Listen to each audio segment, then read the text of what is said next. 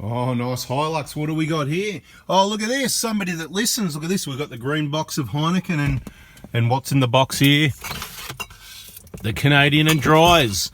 Yes! It's just the kind of way things work out, I guess. So this is that intercooler that was looking pretty average probably in the last video, if I let them out in the order that, you know, they happen, but you never know. That gets mixed up a bit every now and then. Some are really old.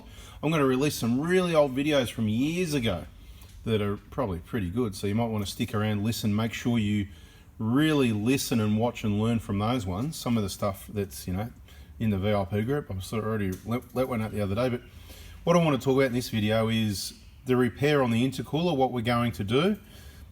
I sent yesterday's video, or the other video, in case it doesn't work out right, about the intercooler oil leak to the client. He had a good watch, loved the video, said, awesome info, thanks for that. He goes, you know what, let's give the RTV a go. And if it doesn't work out, then it'll be the genuine, because he's a bit anal like me, I guess. Hey mate, what do you reckon about the Heineken in the car? It's great. Fantastic. He loves the Heineken, so that worked out well.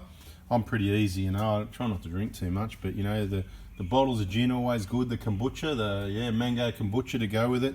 Some people even bring the limes. Canadian and Dry is good. Black can's even better.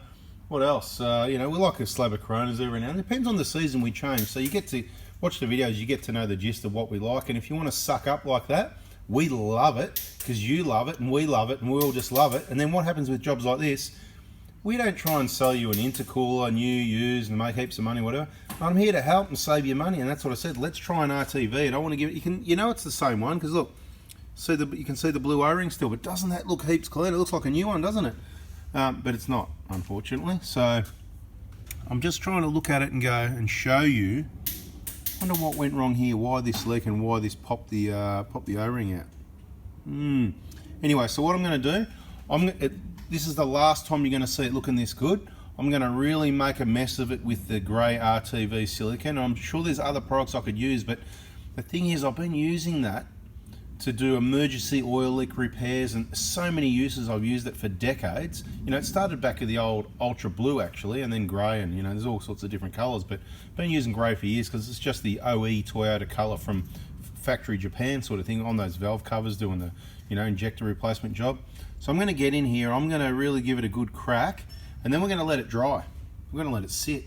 Then I'm going to give it another coat, because the stuff, what it does, it sticks really well, and it actually goes really hard, and I'm not sure the sort of thickness we'd have to hold 15 PSI is all it's got to hold. It's not a lot. Think of it, it's half a tyre pressure, and a tyre, you can put your finger over the valve and stop the air, or if there's a hole in a tyre, you can put your thumb over it if it's got a split in it and stop the air coming out. So it's not a massive amount of pressure at all.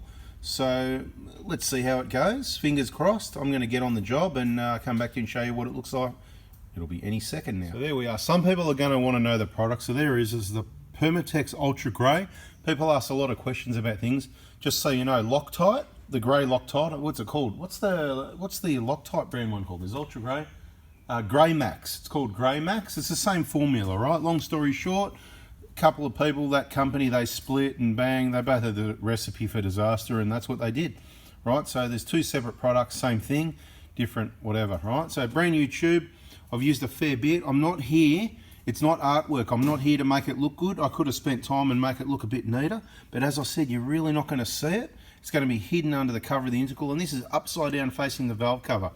So this is what we're going to do now. We're going to let this sit here and dry. I don't want to put it on too thick, because the thicker it is, it'll take longer to dry underneath. Just like in the tube, see how it doesn't dry up in there, right? Well, you know, it's sealed, but have you noticed when you leave the nozzle on, it slowly goes out, you know, and it gets further, and you leave it long enough, this whole tube will go hard, or only the bit in the middle will be usable. Well, this is what happens. If we put it on too thick out here, it takes forever to dry, or will be soft in the middle.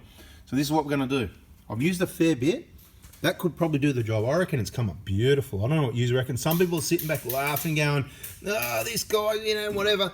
And guess what? We don't care, mate. We're here saving $990 is the way I look at it. And guess what? He gets it for free. Why? Well, you might think it's a bodgy job and you should get it for free, but the way I look at it is, hey, how long did we spend cleaning this? About an hour to get it that clean. And then tuber this, and now I'm spending time and I'm making videos to help everyone so they can do it as well. And how much are we going to charge him? Free. It was a slab of Heineken, right? But it was paid in advance. But it's all just, so how it works, right? So you can get a lot for a slab of Heineken. Oh, there was some Canadian clubs there, thank you very much. But the point is, I'm going to let this dry. We're not going to put it on the vehicle. We're going to make sure it works. Now, who saw the video? I used the same stuff to repair a wheel. I had someone with, I tell people, aftermarket rims, don't do it. I'm only for those people that want to listen, okay? You want to get your aftermarket wheels, go for it, but don't come crying to us, right? The Toyota genuine wheels are engineered, they're the strongest, they've got the right offset, the correct size tyres are the standard size, are like, 31 inches, they give you good clearance. You can do whatever you want, but you want reliability, that's what I'm helping you with, okay? So there was an aftermarket wheel, and he had a beautiful vehicle. He sold it now, it was absolutely beautiful, right? I'm not going to go on about it too much, but he had aftermarket wheels, and I was saying, oh no, those aftermarket wheels, waiting for something to happen. It's usually the studs shear off or the nuts come loose or something like that. Anyway, the point of the story is I used this stuff to do a bodgy fix up. He was interstate, traveling, didn't have time to get wheels repaired, get another wheel, blah, blah, blah, whatever the case may be. And I said, there's ways to repair things properly, but this stuff is good. So what we did, it's in a video, you can check it out. That's why it's worth subscribe, turn the bell on so you don't miss these things that happen, because one day you might just go, there's nobody left on the planet that can fix wheels, what can I do? And here are your solutions, right? And I'm sure you got some solutions as well, so let us know in the comments. But we put smeared RTV like this on the inside of the wheel. We had the tyre removed, put the RTV on, let it dry for a few hours only. I think it was summer, it was, what was it, January?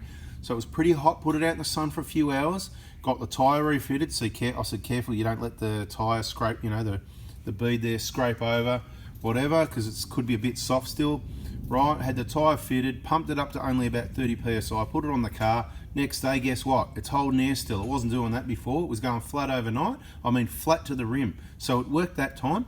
And for the people asking the question, did it work on the transfer case? You've got to understand there's not meant to be oil in there. I'm just giving you a cheap solution and some practice on how to use these sorts of products in places that it's actually useful. And this stuff, if it works now, it'll probably work forever. Worst case scenario, this is not a big deal. It can be replaced, it can be re-repaired later, whatever the case may be. But after this dries, I've gone a bit thinner so that it can dry. I think it'll do the job, but just in case we need some more thickness there, or just in case there's an air bubble I don't know about, I massaged it in. Don't think this just happened in 3 seconds. This is about 10 minutes work here, right? And I've massaged it in and smoothed it over a little bit. I'm not too worried about the finish because I'm worried about the quality of the sealing job, not the finish. I could get the thing and wipe and make this all neat. Nobody's going to see it. I'm not here to make this is not making furniture, right? Now, when this dries, even a few hours, I'm going to get this. No, I'm not going to do this. I'm going to let it dry at least a day or two, okay? A day or two, this is going to sit on the bench.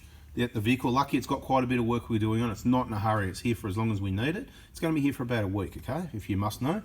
Okay, so we can leave this on the bench for 2 days. Let this fully cure. Then we're going to put another coat over the top, about another 2 millimeters thick, just to be sure in case we missed any bits. And between these 2 coats, I reckon we're in business. Unless that O-ring that's blown out at this corner here goes further than that. I've gone not quite halfway up the intercooler. We could go all the way, make it, but I suppose it's more of this is a suck it and see approach. We need to see what's going to happen. Look, it just might not work. It may not work, but at least we tried, we've showed you, we've documented. If it doesn't work, you can say, well, Anthony did a pretty good job and it didn't work, so I'm not going to bother. Or you might go, mate, he is average, mate. I can do better than him. Let me have a go. And you might get your own RTV out. But don't do this because these intercoolers don't leak. And while we're at it, another quick tip over this side here. So these 4 bolts, don't mess with them. Don't take them out and you won't have any problems. See, no oil leaking here. That's because no one touched it. When you take it off, you undo the clamp with a, where the rubber duct hose thing goes on at the bottom there. Anyway, free trial, happy days, awesome client, bada bing, he listens. Because how do we know he listens? Because mate, he's got the goods. Anyway, thanks for watching. Hope you liked it. Smash the like button and subscribe, turn the bell on so you don't miss the outcome on whether it works or not. But that's our repair as promised. Bada bing, we're out of here. Catch ya.